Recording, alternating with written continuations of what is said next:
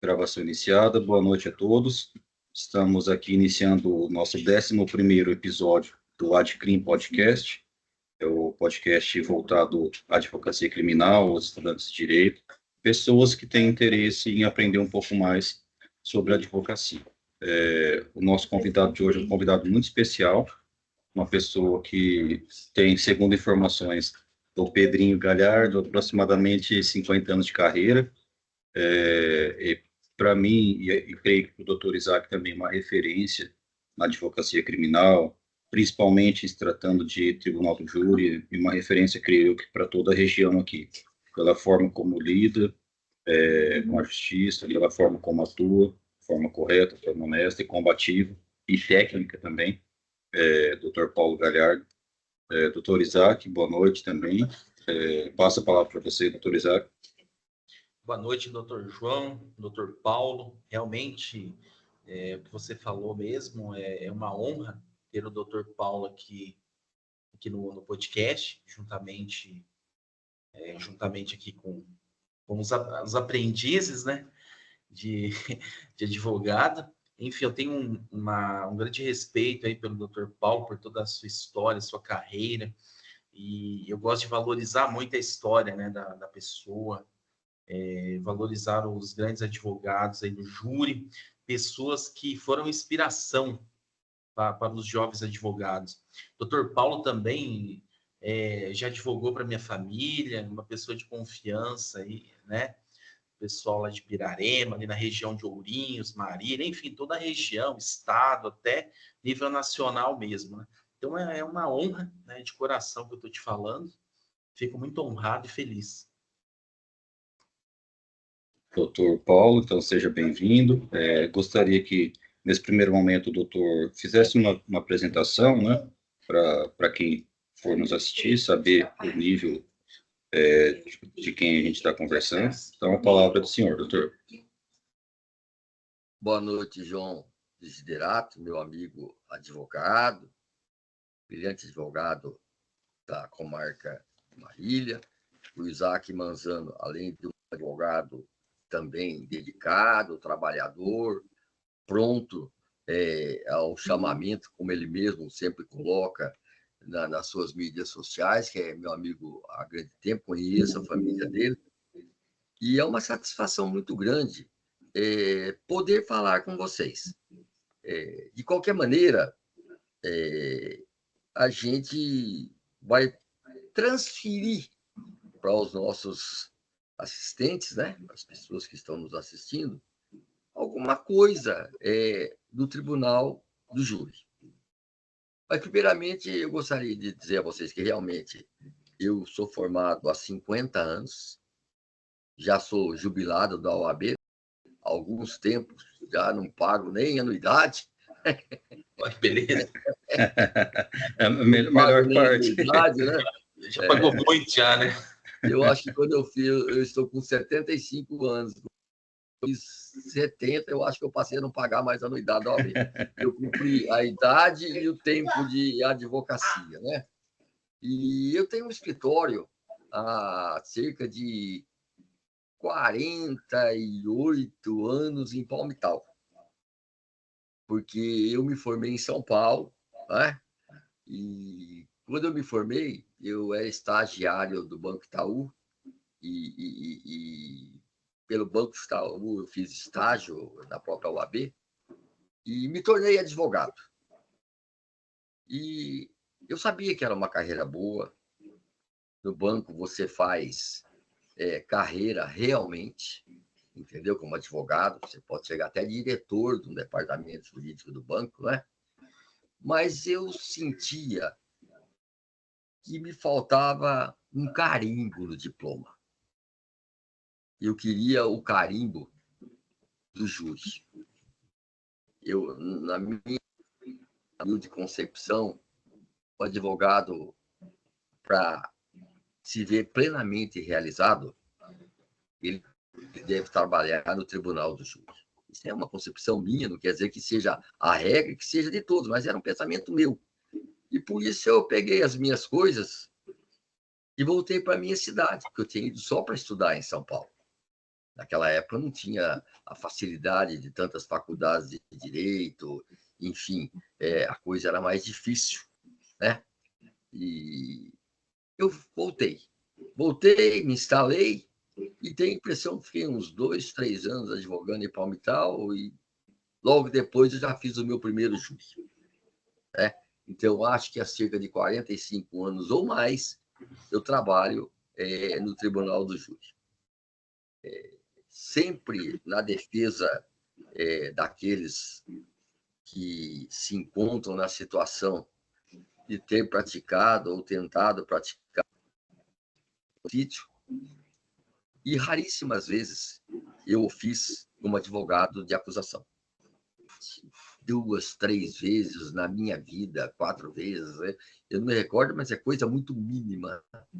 E confesso que no transcorrer do júri eu tinha vontade de pular do lado, sabe? Eu não me sentia bem e achava que faltava alguma coisa, com todo respeito ao colega que estava fazendo o júri, né? Quer dizer, que a linha não batia, né? E realmente eu tenho um filho, o Pedro Galhardo, que é advogado, está militando já há alguns anos aí em Marília, né? E ele se adaptou muito bem em Marília, vive muito bem, tem uma amizade extensa com o pessoal de Marília, entendeu? E para mim também é um orgulho muito grande o meu filho voluntariamente ter seguido a minha carreira, que eu tenho seguido de exemplo para ele poder trabalhar. E especificamente, falando sobre o Tribunal do Júri, o Tribunal do Júri é a acepção da democracia, né? Que todo país essencialmente democrático, puramente democrático, tem na sua Constituição Federal a instituição do júri. Está lá no nosso artigo 5º, que todos são iguais perante a lei, etc., etc., mas no seu inciso 38, que é reconhecida a instituição do júri com a organização que a lei lhe assegura, que é a plenitude da defesa, o sigilo das votações, a soberania dos veredictos e a competência para o julgamento dos crimes dolosos contra a vida. Eu confesso que, durante todo esse tempo, eu cada vez mais admiro o Tribunal do Júri. O Tribunal do Júri é um tribunal sábio. Ele trabalha essencialmente, vou dizer a vocês, com a alma humana. A gente é um psicólogo transmudado de advogado, porque a vivência humana leva o ser humano a praticar esses atos em momento, raríssimas vezes, são exceções, de desatino, de descontrole psicológico.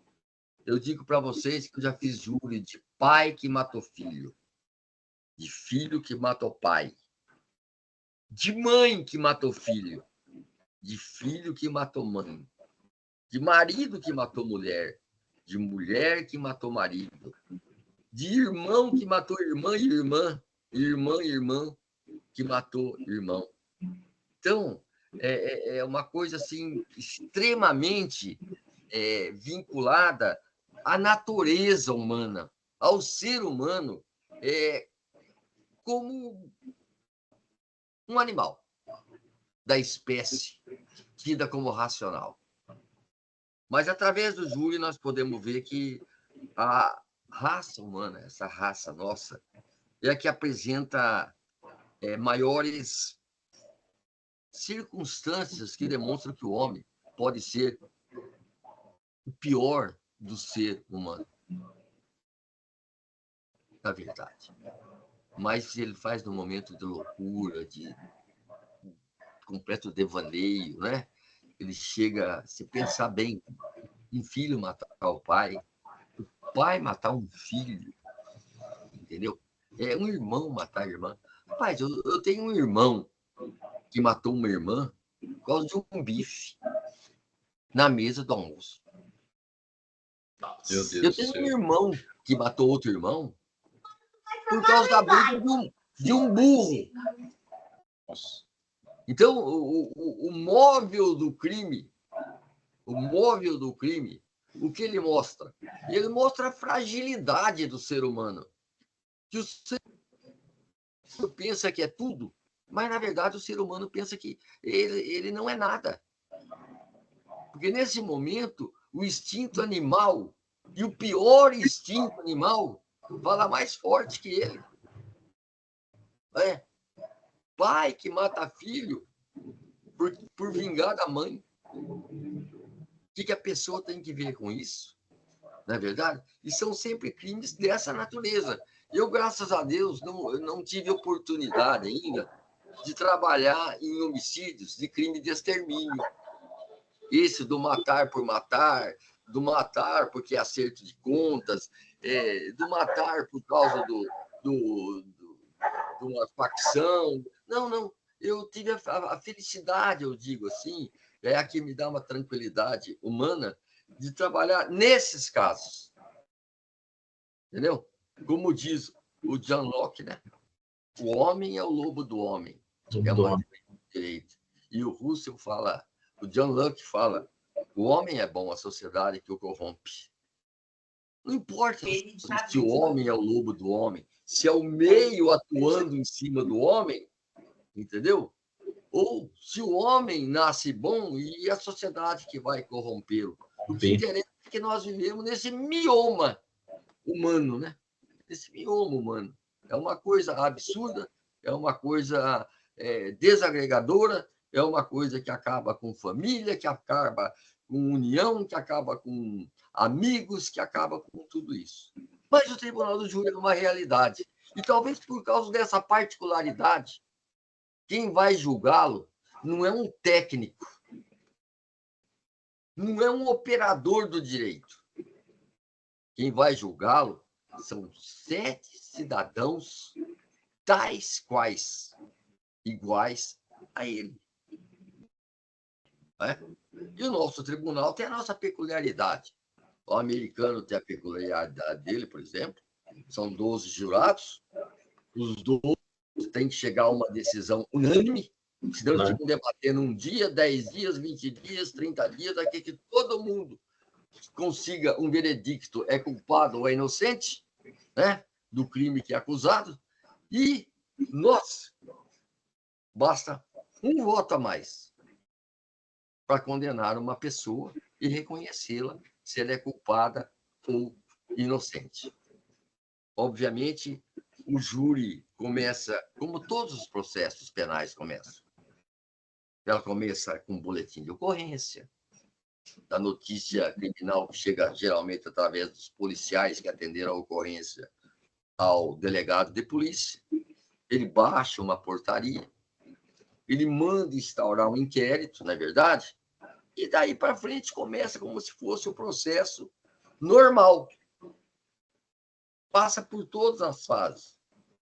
Tem exame de corpo de delito, tem exame necroscópico, tem exame do local do delito, do local do crime, ele vai ter exame da arma que foi utilizada, seja pau, seja pedra, seja revólver, seja espingarda, seja faca, seja canivete, vai passar por uma perícia para ver a qualidade desse material usado para praticar o crime, enfim, vai se iniciar geralmente com uma denúncia do promotor, o advogado vai fazer a defesa prévia e vai ter a instrução criminal ouvindo-se as pessoas que foram tidas como testemunhas na coleta feita pela delegacia, obviamente, e depois pelo que o advogado de defesa, através do seu cliente, levar o processo. Existe a apresentação dos memoriais finais, sejam eles verbais ou sejam eles por escrito, e vai ter uma sentença do juiz. Né? E essa sentença do juiz é aquela que vai fazer praticamente ele perder todo o controle sobre os autos. Daí vai ser o júri popular. Essa sentença do juiz, ela não condena, mas ela absolve. Ela não condena, mas ela absolve. Isso ele tem aquele poder. Como? Através da pronúncia. O juiz considera que existem apenas indícios suficientes de autoria e materialidade do delito, seja ele consumado ou tentado, e manda apresentar o réu a júri popular. Ele pronuncia. O juiz pronuncia quando não tem indícios de autoria e quando não tem a materialidade do réu. Faltou isso no processo. Não se chegou à autoria. Não se teve uma materialidade palpável. Mas, por outro lado, ele absolve uma caneta dele, sumariamente, quando ele entende que há provas suficientes para absolver, seja por legítima defesa, gritante, seja por estrito cumprimento do dever legal, enfim, certo? Por aquelas circunstâncias que levam a absolver. Mas nós vamos partir, vamos ser para frente, porque nós vamos trabalhar com o júri, né? A partir do momento que o juiz pronuncia, ele vai perder os atos decisórios, né? Ele vai apenas presidir aquilo que você vai transmudar em uma audiência de plenário do juiz, né? Esqueçamos se teve recurso ou não, mas já estamos com o réu pronunciado aqui. O juiz vai abrir prazo para a gente apresentar as testemunhas que queremos que seja ouvida em plenário, tanto pelo promotor de justiça quanto pela defesa. Vai fazer os sorteios dos 25 jurados, hoje era 25 jurados, dos quais serão sorteados 7 jurados para compor o tribunal do júri. E, posteriormente, vai marcar a data e vai haver o plenário. No dia do plenário, a primeira providência do magistrado é computar a presença suficiente de jurados, se há jurados suficientes para que se possa fazer o tribunal do júri. Tem que ter 17, se eu não me engano. Né? 15, tem que ter 15. Eu tenho um aqui, ó. Tem que ter 15. E entre o número de 15 a 25 é feito o sorteio. Né? O juiz sorteia um por vez. O advogado diz se aceita ou não aceita. Não é obrigado a declinar nenhum motivo para aceitar ou não aceitar. Desculpa cortar o senhor. Antes o senhor estava falando sobre as testemunhas, né? Uhum. A questão das testemunhas, o prazo para as testemunhas, tudo. No júri, tem uma cláusula muito importante, que até depois o senhor poderia explicar, sobre a questão da imprescindibilidade, né, das testemunhas. Sim. Depois, desculpa te atrapalhar, mas só que eu lembrei. Não, é interessante isso. É interessante. Essa impressibilidade é muito relativa, né? Porque, bom, eu volto a falar sobre a impressibilidade. Beleza. Ele faz o sorteio e 3 de cada parte. A partir da terceira, não pode mais recusar? Pode. Sim. Se tiver fundamento legal. Olha, é primo, é tio, funcionou em júri anterior, foi perito. Entende? Então, só 3. Só 3 sem qualquer manifestação.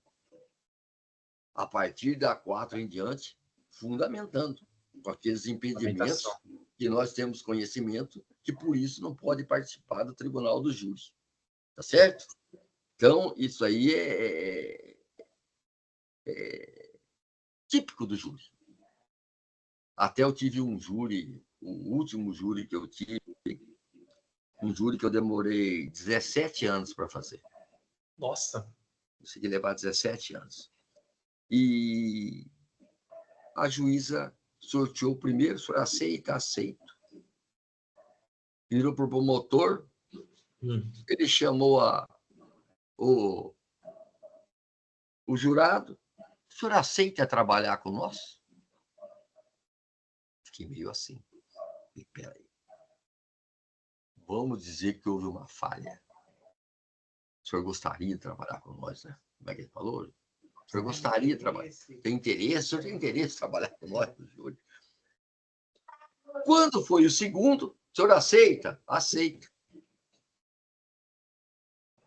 Foi para ele, ele chamou e falou, o senhor tem interesse? Falei, levantei a mão, falei, pode parar.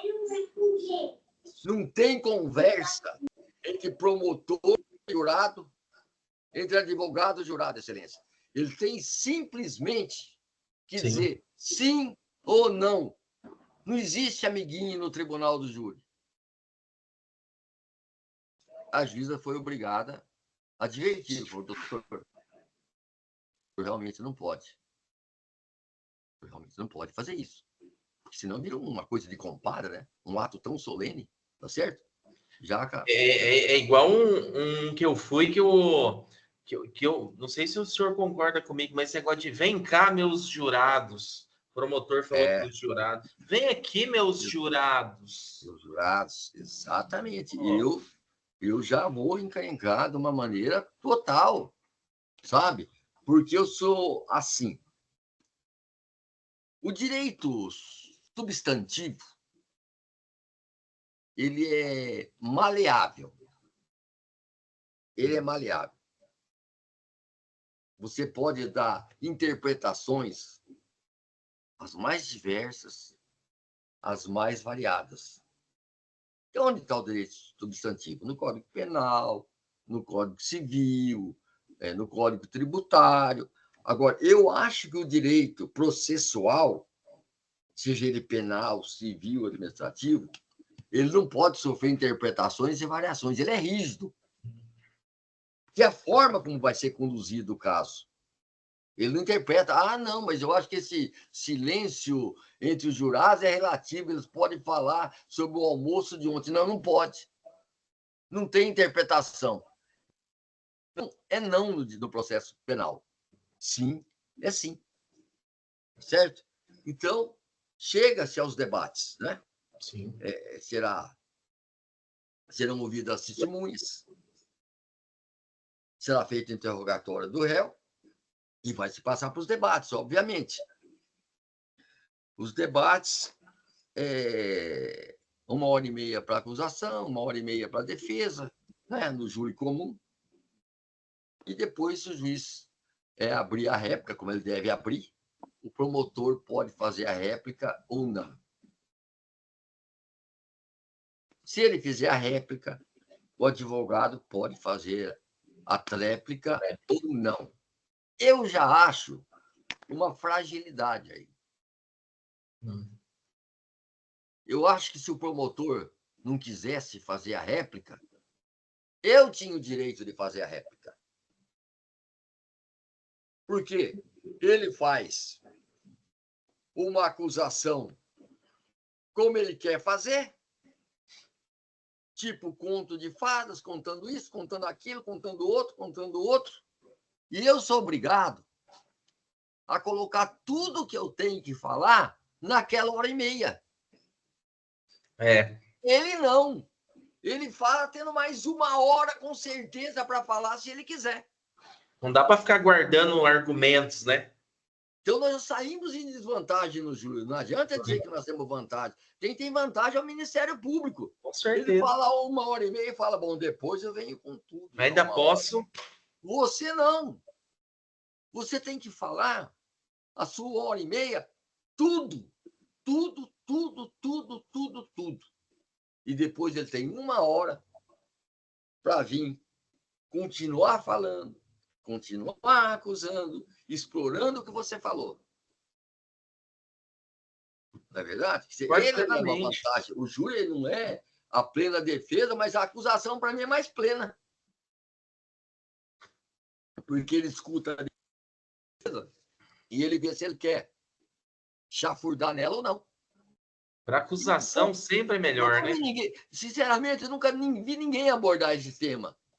Sabe? Excelente A defesa é ampla, mas a acusação é muito mais ampla. Ele tem a chance de falar, bom, eu quero falar mais. Sim. Se eu não consigo abordar tudo 1h30, ele diz, eu não quero falar mais, eu enfio a viola no saco, meu amigo, e vou cantar em outra freguesia.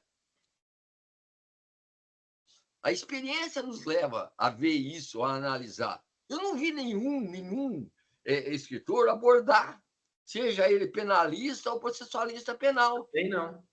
Eu li o livro do Nutt, dos outros doutrinadores, realmente ninguém fala nisso. Excelente observação que o senhor está falando. Eu fiz um curso de, eu acho que 1 ano e meio ou 2 anos com o Torinho, na IT, em Bauru. Ele nunca falou isso. Ele é o venerando senhor do processo penal. Sim. Ele é bauruense, né? Hã? É bauruense, inclusive, né? Bauruense, eu fiz há uns 30 anos atrás, eu fiz. Assim como eu fiz parte da primeira turma de pós-graduação da Univem. Que legal. Eu estudei a minha pós-graduação, eu fiz com o Macedinho. Macedo, reitor da Univem. Sim. Eu fiz com o Eclair.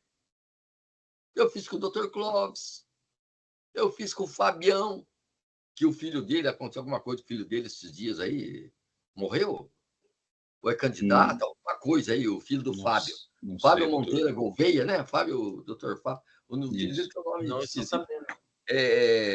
Fiz com o Coraine. Eu conheço o Coraine quando ele não tinha ruguinha na cara, meu. Ele era o temido professor de tributária da escola e o pessoal... Onde vem lá, Exatamente. Então, eu tive a chance de fazer... Todo mundo tinha medo dele. Foi uma época que a Univem precisou legalizar os professores, tinha que ter uma especialização própria, que a que eu tenho me garante dar o direito de dar aula, como dar o mestrado. E eu descobri e fiz com eles, não sei como, acabei fazendo. Então, como eu vinha falando, nunca ninguém falou isso. Essa plenitude. Plenitude da defesa. A defesa fala o que quer, vírgula. Se o promotor for fazer a réplica. Porque se eu não explorar todas as teses que eu tenho, se eu não explorar o ensinamento que eu tenho que fazer aos jurados de como eu quero que seja feita a resposta aos quesitos, eu estou morto. Entendeu? Exatamente. Porque qual é o promotor do quesito?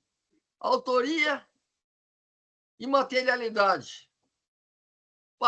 Sim. O próximo juiz vai falar assim, olha, quanto ao primeiro e segundo quesito, não há divergência entre a acusação e a defesa.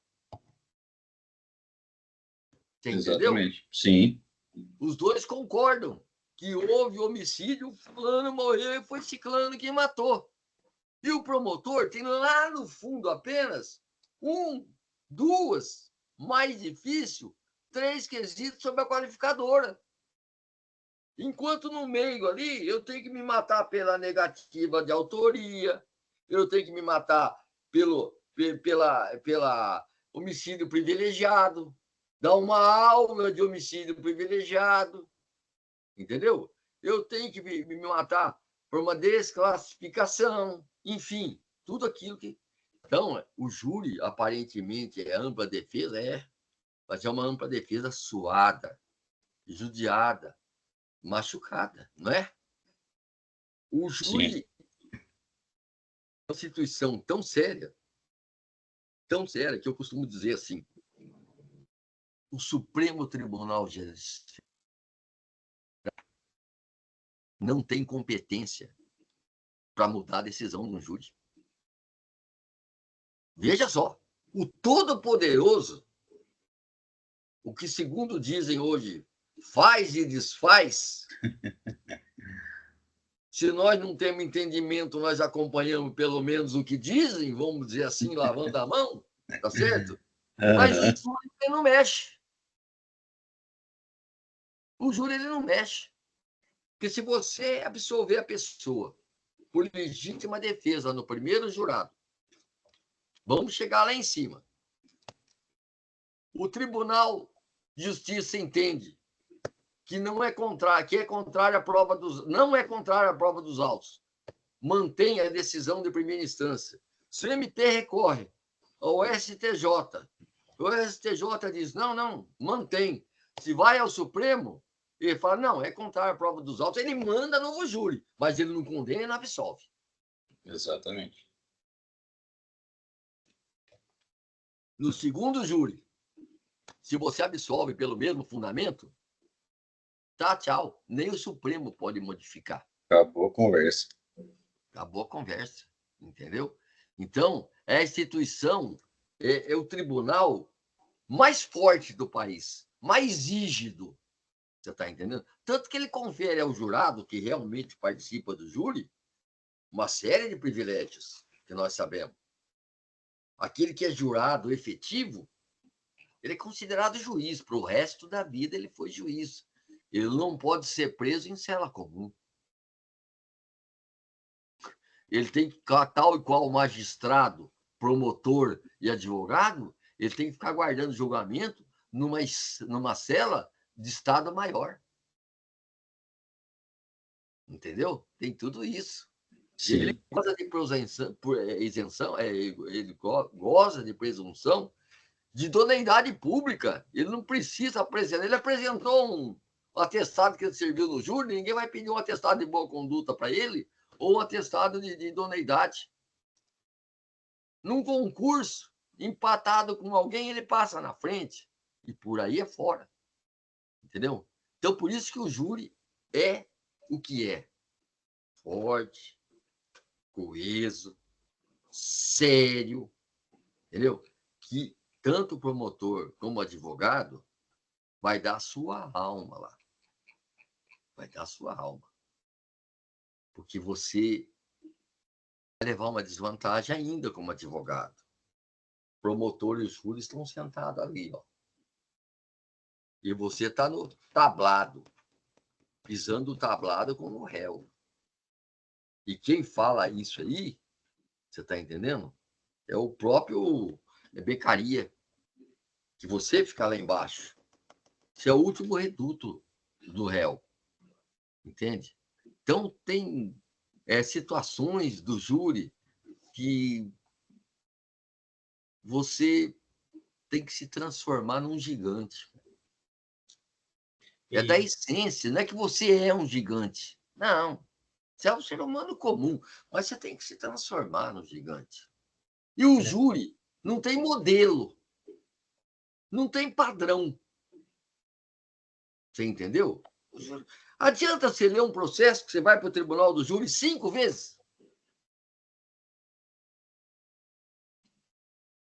O que você vai ganhar com isso? Vai estudar. O que você vai recompor suas noções de direito, de dolo, de violenta emoção e jurisprudência. Não adianta. Ah, está na página 75 que o fulano falou. Não, isso aí escreve no papel, faz um índice, está lá o que você quer falar, está na página 75. Você vê que não faz júri, porque tem que estudar muito, ler muito. Não tem ler. Com o devido respeito, tem um advogado aqui do meu lado, que nós trabalhamos juntos há muitos anos, ele é um jovem, ele sabe que eu leio o júri uma vez só. Uma vez só. Você vai fazer o júri devagar na sua cabeça, meu amigo. Você vai fazer o júri 30, 40, 50, 60 vezes na tua cabeça. Você está entendendo? Porque o índice do júri, eu mando o menino pegar aqui, o estagiário, pegar a minha cópia e fazer o índice. Boletim de ocorrência, portaria, recebo tudo, testemunha, recebo tudo na mão. O júri você tem que fazê-lo N vezes, porque na hora você não pode gaguejar. Na hora você não pode perder a conversa. Você tá, a tua tese de defesa é uma. Você tem ela, você sabe. Agora, os argumentos do promotor, você tem que ficar imaginando o que ele pode falar para você estar pronto para defender. Vocês concordam comigo? Eu acho que o promotor vai falar isso, isso e isso. E me prepare, então, que eu vou dizer isso, isso e isso. Como, meu amigo? Como? Você não sabe o que o promotor vai falar. Ele não vai sair do que estava na denúncia e na pronúncia, mas ela está falando que o crime foi por violenta emoção, foi por recurso que dificulta a defesa do ofendido, foi a traição, foi por meio insidioso, cruel, enfim, foi por motivo torpe, foi por motivo fútil, mas os argumentos que ele vai, que você tem que combater, você não sabe o que está na cabeça dele. Você não sabe a variável dele. Então, você tem que ir fazendo esse júri mentalmente. Quando você pega um júri que você tomou conhecimento do processo, você não precisa ler mais. Você vai fazendo o júri na tua cabeça, no dia a dia, devagar. E quando chega o dia, você está com aquilo pronto na tua cabeça. Bom, se ele falar pedra, eu falo pau. Se ele falar fogo, eu falo água. Mas você tem que abrir as variáveis que ele vai falar. Essa é a ciência, a verdadeira ciência de atuar no tribunal do júri. É não engasgar. No júri, você não pode deixar nada resposta. Nada. O promotor fala A, você esteja preparado para rebater B. Vai pra cima. Você ficar, parar, pensar, você entendeu? Tem um júri, por exemplo, vai levar para a história. Eu estava lendo de madrugada, eu vi que era por a traição, a qualificadora, a traição, uma tentativa. A promotora, todos vocês conhecem. Por ética, eu não vou falar o nome dela. Promotora aqui em Palmital. E minha amiga, um doce de pessoa. E era mais ou menos uma meia-noite e meia, e não tinha Google, não tinha internet, não tinha diabo a quatro. A facada foi na região chifo umbilical. Mais ou menos, pensei, né? Mas... E como havia começado como lesão corporal, não tinha o gráfico descritivo das lesões. Você pode ver que muito crime de júri que evolui de lesão corporal para tentativa de homicídio, ele não tem o gráfico descritivo das lesões, porque ele foi apenas para o exame médico e não de homicídio. Lá na frente que virou, entendeu? Liguei para um amigo meu médico, era meia-noite e meia, 1h, meu amigo. Falei, isso ajuda, hein? Onde que é a região umbilical? Ele falou, tal lugar, assim, assim, assim, assado. Falei, muito bem. A doutora promotora veio, fez a acusação dela, falou que era através de recurso que dificultou a defesa do ofendido. Tal. Na hora que eu fui falar, eu tive a ousadia de dizer para ela que na região chifre umbilical, falando para os jurados, todos nós sabemos que para atingir a região chifre umbilical não pode ser a traição. Tem que ser de frente. Papapá. E ela disse que foi a traição do chifre umbilical, etc, etc. Ela pegou o processo e continuou procurando o auto de descrição do local da facada. No caso, até era uma canivetada. Eu virei e falei, não está achando o auto de descrição, o gráfico de descrição do delito? Não. Falei, não tem mesmo. Falei, não sabe onde que é a região chifre umbilical? Daquele crime que eu quero. Ela falou, não. Falei, então como que é acusar? matou. Levei 2 tapas dela depois do júri. Ela era minha amiga. Depois que acabou o júri. Entendeu? Quer dizer, são as perspicácias que tem. Você tem que ser perspicaz. Eu, à meia-noite, estudando chifre umbilical. Que diabo que é isso? Fui também procurar o gráfico. Não tinha. Você acha que eu ia, né, pelo menos tentar, para eu saber onde é que era, né? E falar que não dava? Dava, mas já até aí, Inês é morta, já foi propor para o jurado, já decretou a absolvição do cara, não foi qualificado. Entende? E por assim, cada júri é uma história. Cada júri é uma história. Eu fui fazer um júri com o Pedro Paulo em Garça, o ano retrasado, né? Com o Zé Mário junto. Ah, você não foi fazer um Garça. Acho que o senhor foi com o Pedro, né? É. Acho que ele falou desse júri de Garça. De Garça.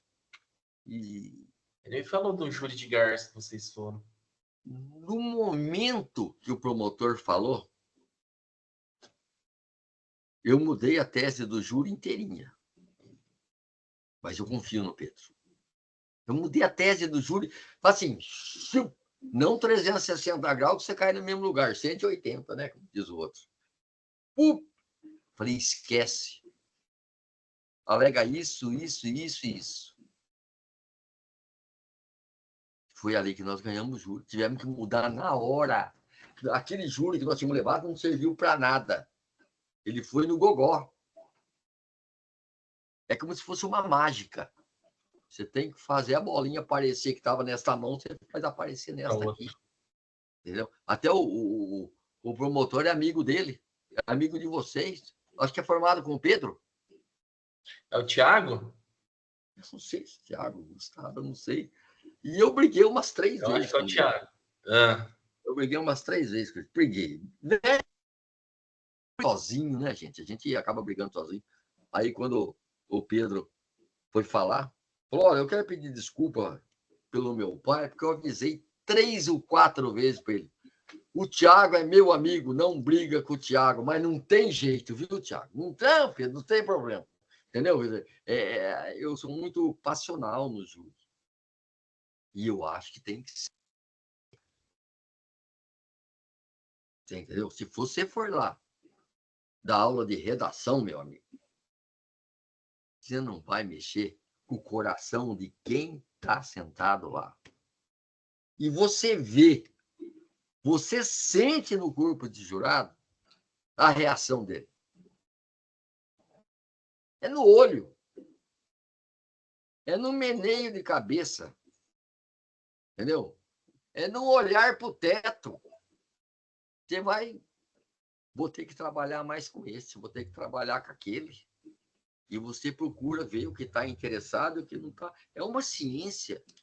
Você entendeu? Você tem que estar lá. Por isso que eu digo que a psicologia, ela está junta. Se você não for um psicólogo, você não está vendo a reação do jurado. E é super importante. Entendeu? Aquele jurado que fica prestando atenção em você, você fala, esse tá. O outro tá meio assim, de vez em quando ele faz isso com o papel, faz aquilo com o outro, você vai trabalhar em cima dele. Espera um pouquinho aquele que está na tua mão, viu como a gente vem falando, e vai em cima dele, conversar com ele. Eu particularmente não uso a expressão vocês não devem condenar. Vocês não devem absolver. Eu chamo o jurado para mim e me ponho no meio do jurado. Nós não podemos deixar essa pessoa ser condenada. Nós temos que trabalhar e absolver essa pessoa. Você passa para o jurado, você faz parte do time deles. Nós aqui estamos aqui, é nós que vamos decidir o futuro desse rapaz. É nós que vamos dar para ele 12 anos ou 4 de prisão, como eu estou pedindo. É uma psicologia desse trabalho. Eu não sei se é essa área que vocês queriam que eu falasse. Entendeu? Mas é isso que eu estou dizendo da vivência. A gente está curtindo a aula aqui, doutor. A aula está Código, fantástica. não precisa falar artigo, não precisa isso. Você entende? Há toda uma psicologia por trás disso. Sim. Entendeu? Eu uso Sim. nós. Nós não podemos. Nós não devemos jamais. Eu estou ali, eu sou o 8º jurado. Eu sou o 8º. Eu me meto no meio deles. Eu não me meto no meio do promotor, nem no meio do juiz. Eu me meto no meio dele. Entendeu? Sim. Isso é muito importante. Você demonstrar um certo afeto, um certo respeito pelo réu. Geralmente tem uma cadeira vazia do lado dele, eu sento ali do lado dele, ponho a mão na perna dele, converso com os jurados, tento mostrar para os jurados que ele não é um bicho, que eu estou lá como um gatinho no meu colo, passando a mãozinha nele, entendeu? Dizendo, é uma pessoa normal, está aqui, eu estou sentado com ele aqui. Ô, doutor, desculpa só te cortar, por isso que é importante também o advogado pedir para tirar as algemas, para tirar a roupa de presidiário, colocar uma roupa normal, uma roupa de cidadão, né, de fato, para não passar essa imagem de bandido, de perigoso, né, para os jurados. O STJ, eu vi um julgamento essa semana, já estamos na quarta, não foi sexta, ou quinta, ou segunda, ou terça, que simplesmente absolveu, anulou o júri e não fez mais perquisição, porque o advogado pediu para ele estar em roupa civil. E o juiz negou. Anulou o júri. Impressiona o jurado? Logo que impressiona. O cara com aquela roupa de presidiário, com a mão algemada. Tem um bicho ali. É. Tem um leão que você tirar a algema e tirar a roupa dele e pôr um pelo aqui, ó, é um leão que vai comer todo mundo. Você está entendendo? É muito tranquilo. E essa história que não tem segurança suficiente também não pega mais. Também não tem pegado mais. Você está entendendo? Por quê? Porque ele vai ficar algemado porque não tem. Não, ela tem que ser concreto, tem que ter um motivo concreto.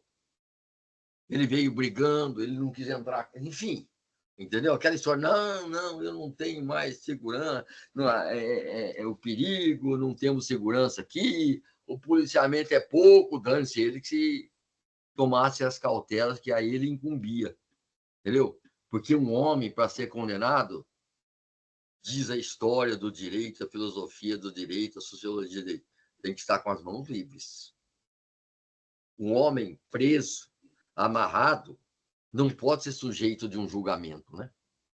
Ele está amarrado. É como se tivesse calado a boca dele e ele não pudesse falar e se defender.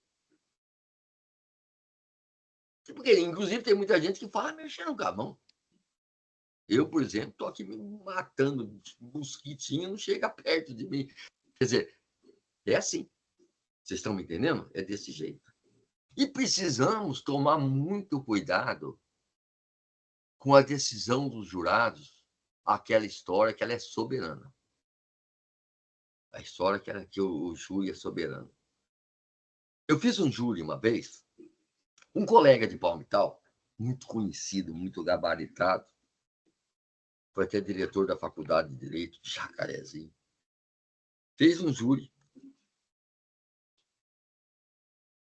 Um irmão tinha matado o outro. Entendeu? E ele pegou 12, 18 anos, eu não me lembro. O colega recorreu.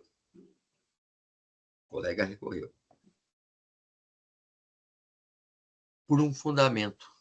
O promotor apresentou as contrarrazões. O Tribunal de Justiça de São Paulo anulou o júri por um motivo que não foi arguído por ninguém. Isso ele pode. Ele arguiu para o Ministério Público ou a Justiça que houve falha na quesitação.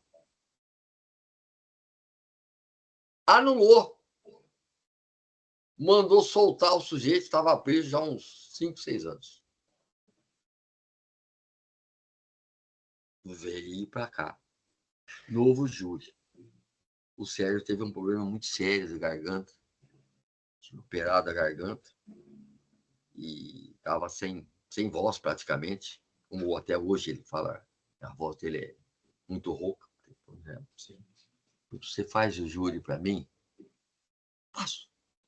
Pode ser que eu faça. Um colega servindo outro, entre nós é incrível que os médicos têm até raiva da solidariedade que nós temos entre nós, né? O médico se abraça trabalhando e dá uma facada por trás, eles falam, né? A gente não, a gente briga na frente e por trás é tudo amigo, como nós somos, né? É difícil entender isso aí, né? Eu falei, não, Sérgio, pode ficar tranquilo que eu faço para você. Pode ficar tranquilo. Quando vamos fazer o júri, o promotor falou assim para mim, não, fizemos o júri. Eu absolvi o cara. Foi para o Tribunal de Justiça. Anulou. Tese contrária à prova dos autos. Voltou para cá. Eu ia fazer pela segunda vez, o promotor pela terceira. Ele falou, eu não aguento mais este processo. Você topa de eu tirar as qualificadoras? Você tira a legítima defesa e a violenta emoção e ele vai ser condenado por homicídio simples. Ele é primário, 6 anos. Ele praticamente já cumpriu tanto da pena e o regime dele vai ser aberto. Nós matamos isso por aqui. Ah, tá fechado. Meu negócio meu é ver o cliente na rua, né? Não ficar na janela vendo a banda passar, né? Falei, vamos. Assim foi feito. Ele foi. Falou. Retirou as qualificadoras, que havia pensado em aquele trabalho que o promotor tem para justificar quando ele vai tirar a qualificadora, que é melhor que quando ofereceu denúncia não era ele o promotor, enfim, bababá. Eu fui lá, falei que nossa, o promotor era sábio, né? Nossa senhora, tal, e que realmente não tinha qualificadora, papapá. Eu falei para ele assim, mas você deixa eu falar rapidamente sobre a legítima defesa. Ah, não, você não vai... Assim, ó, tchum. Se for tchum, você pode falar. Tal. Quando eu encerrei, eu falei, agora, se os senhores entenderem que for legítima defesa, os senhores quem decidem, viu? Cara, naquela época, a legítima defesa era desdobrada em 4 ou 5 quesitos, né? Lembra? Defendeu de uma questão atual, iminente, se era justa, se usou os meios legais e não se excedeu. O jurado fez, o maior drama nosso era esses quesitos. Sem ninguém explicar, sem ninguém falar nada. Eles responderam certinho 5 quesitos e absolveram o cara. Absolveram o réu. Nem eu pedi e sem o promotor pedir. O promotor falou, eu não vou recorrer. Se eu recorrer, o tribunal vai matar nós. E o cara saiu livre. Olha só.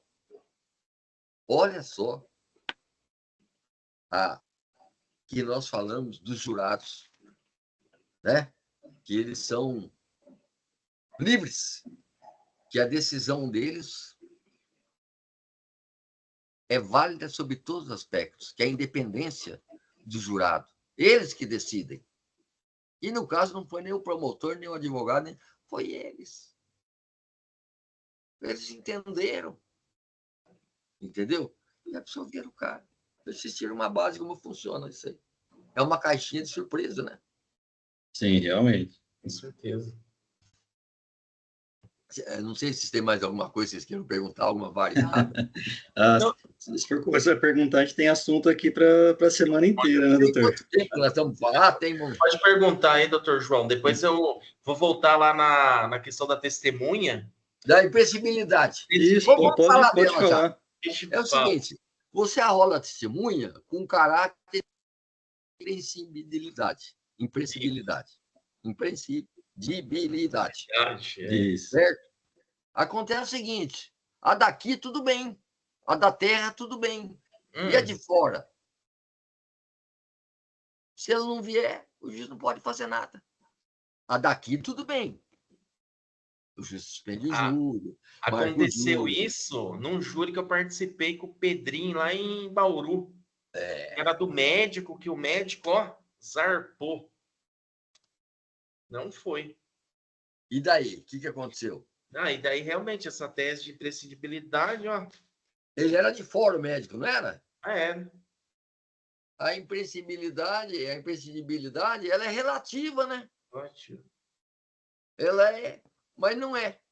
Se for da terra, se for da comarca, se for da jurisdição, o juiz manda buscar na hora, depende do juiz. Ou ele marca um novo júri e manda conduzir sob vara, não é?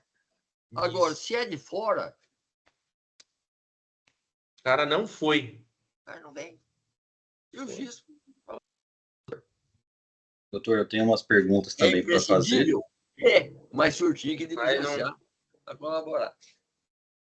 Tem umas perguntas para fazer, não sei como que está o tempo de vocês aí. O Isaac falou que ia levar a Mônica para jantar no Chiesa hoje, que é dia dos namorados, né? Eu levei sexta passada. Levou você, leva hoje de novo. Agora, sábado eu vou levar ela lá no... O doutor conhece, doutor Paulo. Lá no La Parrilha, lá em Ourinhos. Levar a Mônica para comer um bife antio. Uma delícia. Você sabe que o La Parrilha de Ourinhos, ele tem uma filial em Assis. É um espetáculo. É muito bom. Santo Antio. Santo Antio La Parrilha. É em frente ao Amigão, o mesmo pessoal. Quer dizer, quem está em Marília, no seu caso, você está lá em São Pedro. Tudo bem. Mas se você estiver em Marília, 40 minutos hoje. Está lá na porta. Marília, se der, você está ali na entrada no Santo João, Antio. leva a Patrícia, João. Vou levar. Vale a pena. Vale a pena. Hoje deve estar cheio já lá. Hoje deve estar cheio. Deve estar cheio hoje. Hoje sem condições. Já fui em outros restaurantes, tudo, mas vou falar para você. O melhor bife que eu comi foi lá no Santo Antio ou La Parrilha. Mas faz as perguntas aí, doutor João. Vamos lá. Agora, algumas perguntas polêmicas. Vamos fazer um bate-bola rápido com o doutor Paulo também, para poder liberá-lo. Tem seus afazeres aí. O ano passado... Depois nós queremos patrocínio do Santo Antio. Patrocínio do Santo Antio. Fizemos propaganda aqui gratuita. É argentino ainda, né? Exatamente. Mais ou menos nessa época do ano, no ano passado, o ministro Dias Toffoli, marilhense, né, fazendo as suas presepadas lá no STF, ele mencionou, não me recordo em qual situação que foi, e eu gostaria da opinião do Dr. Paulo a respeito disso, que o júri, o tribunal do júri deveria ser extinto. Não sei se o senhor se recorda dessa fala dele. Inclusive, ele sugeriu que fosse feita uma emenda constitucional, sugeriu ao Congresso que fosse feita uma emenda constitucional, e que no entendimento dele, o tribunal do júri não seria uma cláusula pétrea, apenas o direito de defesa, ampla defesa, né, contraditório, mas não o tribunal do júri em si. Eu gostaria da opinião do doutor a respeito disso. Tudo bem. Como você disse, é uma cláusula pétrea. Só se anular a Constituição inteira e fizer uma nova Constituição. Porque por emenda constitucional, como você revoga um artigo da Constituição? Por emenda constitucional. Mas se a cláusula é pétrea, a emenda constitucional não serve. Você tem que fazer uma nova Constituição e colocar um julgamento da população novamente. Eu acho que ele falou num momento assim, sem analisar os basilares constitucionais que inferem nessa questão. Né? Eu acho que é dessa maneira. Cada um tem um ministro que merece, tá? O meu, o que tem família em Palmital, você sabe quem é? O Alexandre de Moraes. Que maravilha. Beleza. A família. Estamos bem, viu, doutor? Ah, É, meu Deus. nosso Vamos feijão é lá. quente, meu ministro. Vou partir para uma próxima pergunta. É. A respeito, a sua opinião também aqui é questão de subjetiva, né? E eu concordo com o doutor nessa resposta anterior e creio que eu vá concordar em todas. Acredito que a gente Não, tenha às vezes mais ou não. menos o Não, mesmo porque pensamento. assim, né? Nós nascemos para sermos advogados, defesa. Sim, sim, Então, irmão, esquece. Uns nascem para acusar, outros para julgar. Nós nascemos para defender. Então, exatamente. não tem outra Exatamente. escolha. Eu nunca tive uma segunda opção. A primeira foi ser advogado, e como advogado, foi ser advogado. Não ser juiz, promotor, delegado de polícia, o que quer que seja. É uma vocação. Eu Sim, costumo brincar, viu? Já que tenho o Isaac aí, o Isaac é um sujeito religioso bastante. Eu costumo brincar, e brinco até com o padre. Falei, padre, o senhor sabe pecado, advogado sabe segredos. Essa é a grande diferença entre nós, sim, padre. verdade. Ah, o senhor sabe pecado, nós sabemos segredo. Ficam bravos, Exatamente. não é, Isaac? Esses Não, é. religiosos que aconselham as pessoas, no caso o pastor, aconselha o pessoal da igreja dele, o padre da igreja dele, na igreja católica tem a confissão, A na sua confissão. também tem a entrevista privada com o pastor para expor os problemas, para se orientar. Eles sabem pecados, né? Sim, sim, Nós sabemos segredos. É bem exatamente. diferente. É bem diferente. Exatamente. Doutor, gostaria de perguntar a respeito da sua opinião também, a respeito do indúbio pro societate na decisão de pronúncia. Pois não. Isso aí é uma coisa, O MP ama. para mim, caiu por terra. Recentemente, o Lewandowski, o ex-ministro Lewandowski, num julgamento, foi o primeiro que levantou isso. Que o juiz é obrigado sempre a decidir. E se for em dúvida pro réu, ele tem que dar, porque não existe na legislação penal brasileira, não existe no direito penal brasileiro a figura do indúbio pro societate. Cadê no Código Penal? O indúbio pro societate. Onde está no Código de Processo Penal isso aí? Foi uma figura que se criou para o juiz lavar a mão e não assumir a responsabilidade dele na primeira fase do processo. Não existe esse conceito do indúbio pro societate. E eu já tenho usado, já tenho brigado e já tenho falado. E a parte do Lewandowski, já teve 2 ou 3 ministros na época, já concordou com ele e já saiu por isso. Que não existe. Não existe. O processo do júri, a parte primeira, não é feito para analisar se é indúbio pro societate ou indúbio pro réu. Não. É para analisar se pronuncia, impronuncia ou absolve. Agora, você deixa de absolver o réu por causa do indúbio pro societate e manda ele a julgamento do plenário do júri. Se até ali é uma defesa técnica, que tem um juiz, um promotor e um advogado. Não é verdade? Eu acho que realmente sou daqueles que comungam a tese, não por ser advogado, mas que não existe a figura do indúbio pro societate. É um monstrengo que, claro, que perdurou por muitos e muitos anos e que a própria vida vai mostrando, e a evolução do direito vai mostrando, a evolução do processo penal, que não existe essa figura monstrenga no nosso ordenamento jurídico. Perfeito. Concordo também, doutor. Acho que tem mais 2 ou 3 perguntas. Posso prosseguir? Se eu puder, se tiver no meu alcance. É uma pergunta com relação à recusa imotivada por mais de um réu. A gente escuta relatos aí que tem comarca que o juiz ele determina que seja feito por apenas um advogado. E aí o advogado teria advogado de um deles, né? Ele teria 3 recursos a fazer. No seu entendimento, isso é correto? Como que funciona essa questão? Quando tem mais de um réu respondendo ali no mesmo plenário, a questão das recusas imotivadas. Eu acho que cada réu tem a sua defesa. E não os 3 réus, 2 réus, tem uma defesa. Os fundamentos são diferentes. Entendeu? Eu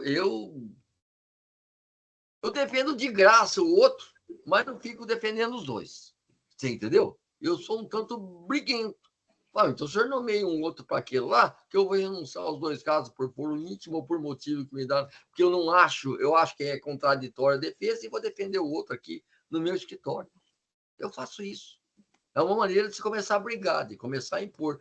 Porque isso aí é economia de dinheiro da Ordem dos Advogados do Brasil? Não, da Defensoria Pública, que por muitos anos usou o nosso dinheiro, e nós sabemos disso, para fazer sedes suntuosas para eles. Não pagava advogado, atrasava advogado, criava problema, devolvia certidão e cada dia fazia uma sede mais suntuosa em Ribeirão Preto, em Campinas, em Santos. Vocês lembram dessa fase? Sim. Infelizmente, sim. Então, é para a economia deles. E a defesa tem que ser plena. Concordo. Aliás, eu não tenho visto, não lembro de algum caso, posso estar errado, de ter visto um defensor público defendendo 3, 4, 5, 6, não. Eu não lembro. Eu não tenho na memória também. Eu não lembro. Também não me recordo. Excelente, doutor. O doutor falou com relação a gastos, enfim, e tem relação com uma das perguntas que eu quero fazer também. Uhum. Também com relação em júri que tem mais de um réu. Na minha visão, deveriam ser desmembrados os júris. Tá? Porque o réu que fala primeiro, talvez ele seja prejudicado. Não sei se o doutor concorda com esse raciocínio. Qual a sua opinião sobre isso? Eu concordo. Porque muito tempo. Diminui muito tempo. Se nós estamos falando que nós levamos um prejuízo danado com a tal da réplica, né? Que se calcula com 2 réus, então. Se você fala 1 hora, o colega fala 1 hora e o juiz fala, o promotor fala assim, o promotor fala 2 horas. Você fala 1 hora por um réu e o outro fala 1 hora pelo outro réu. Aí ele disse assim, não quero réplica. Esse é um grande problema. Esse é o problema. Exatamente. O problema que nós tocamos lá atrás. Que ampla defesa, tem ampla acusação. Ele decide se ele vai continuar ou não. A nós só resta assistir. Problemas. Se o réu que fala, no meu entendimento também, o réu que fala por último, se ele joga nas costas do que falou primeiro e não vai para a réplica, e aí? O que acontece? É uma questão complicada. É complicado. Entendeu? É bem complicado. Podia ter mais um pequeno mais aperfeiçoamento, né? Sim. Deixar na mão da defesa se eles querem fazer o júri conjunto ou isoladamente. Sim. Pronto. Né? Não eles, igual o doutor falou, eles gastam com coisas supérfluas e aí para desmembrar um júri fala que tem que dar muita despesa para o Estado. Nossa, é um problema. Exatamente. Exatamente. Você entendeu? Então, deixa a defesa também ser ampla. Sim. Olha, doutor, nós vamos fazer o júri juntos. Tudo bem. Tem caso que dá. A gente fica à vontade de fazer com o colega. E tem caso que realmente não dá. Entendeu? Vai ficar junto o advogado, um cutucando o outro. Né? Sim. Não é verdade? Sim, Eu também acho. A Concordo. minha última pergunta, não sei se o doutor Isaac vai ter alguma outra, também é com relação à plenitude de defesa, ampla defesa, né? O júri a gente fala de plenitude de defesa. Se o doutor entende que a plenitude de defesa ela é plena, né, conforme a etimologia da palavra, ou se ela vem sendo aí mitigada, como, por exemplo, você não pode mais falar sobre a legítima defesa da honra, uma coisa que Eu ia perguntar isso. já foi, acho que o Supremo abordou sobre o assunto. Foi. Qual é a opinião do doutor a respeito disso?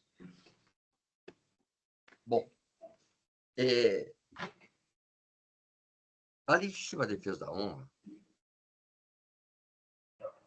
ela foi criada por Evandro Lins e Silva, é o cara que eu sou. Top. Essa tese aqui. E no júri do Dock Street foi famoso, e foi o que deu toda, não foi criada por ele. Ela eclodiu nesse júri. Ele matou lá aquela socialite. Então, a partir daí, começou-se. Porque modificou-se, diz que a honra era de quem morre, não era de quem estava vivo. Ele matou em legítima defesa da honra porque a mulher dele traía ele. Geralmente seria isso. Só que passou-se a que quem não tinha honra a ser defendida, você entendeu? Era o autor do crime, porque ele não teve ataque à honra dele. Quem deixou a honra macular foi quem morreu. Eu não aceito isso. Eu não aceito isso. E hoje em dia, os nossos jurados são suficientemente capazes de entender tudo isso. O jurado que nós temos hoje não é mais jurado de quarto ano de grupo, não. Não. O jurado que tem são todos profissionais, professores, engenheiros, médicos, economistas, funcionários públicos. Então, já não tem mais aquele... Você não está fazendo júri com pessoas que podiam ser influenciadas ou ser influenciáveis pela oratória. Não é a oratória em si que vai fazer você guardar. Se bem que a oratória é importante, mas o mais importante para essas pessoas é o argumento. Né? Quer dizer, a honra, eu discordo. Se uma mulher trair o marido, quem teve a honra maculada é o marido, porque ele passa a ser corno. Não é isso? Correto. Eu acho. Eu acho que se a defesa é plena, você pode argumentar basicamente o que você quiser. Se você falar da legítima defesa da honra, eles anulam o júri hoje, né? Então, e cabe ao jurado, o jurado é maior, é capaz ali, cabe a ele decidir, é ele que decide a causa. Exatamente. Então, a gente está vendo aí, por exemplo, em crimes sexuais, que também está tendo uma limitação na argumentação, você não pode utilizar a vida amorosa antecedente. Anterior, enfim. usar o passado ontem eu fiz uma audiência de sexual, ontem, semana passada. Realmente, você tem que pisar nos ovos, assim, sabe? Para poder trabalhar. E eu ia perguntar até sobre o passado da mulher lá, que era meio conturbado, sabe? Eu acabei nem perguntando, só que daí teve uma hora lá que eu tive uma oportunidade, e daí eu acabei perguntando ali, mas enfim, a princípio eu não ia nem perguntar, porque dependendo do juiz vai, né? Pode interferir, enfim. E também, eu cortando vocês aí, mas uma parte importante, acho que foi uma decisão, acho que foi da semana passada, do STF também, tá? Que na minha concepção é um cerceamento de defesa, com o máximo respeito às mulheres, eu amo as mulheres, hoje é o dia dos namorados, eu amo a minha esposa, mas enfim. Não é machismo de forma alguma. Outra limitação, não pode pedir clemência em crime de feminicídio. Exatamente.